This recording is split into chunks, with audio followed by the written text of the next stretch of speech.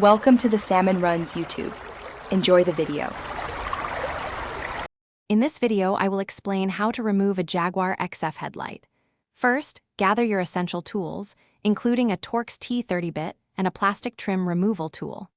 Safety is paramount, so ensure your vehicle's ignition is completely off and the battery is safely disconnected.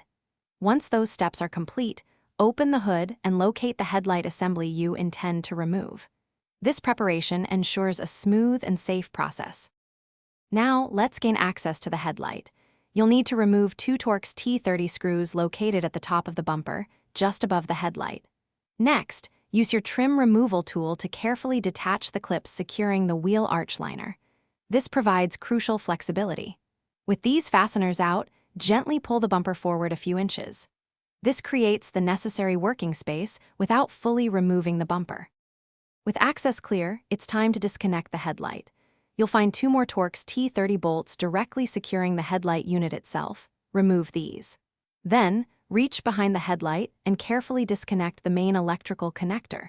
It usually has a tab you press to release it. Once all fasteners are out and the wiring is free, gently slide the entire headlight assembly straight out from its housing.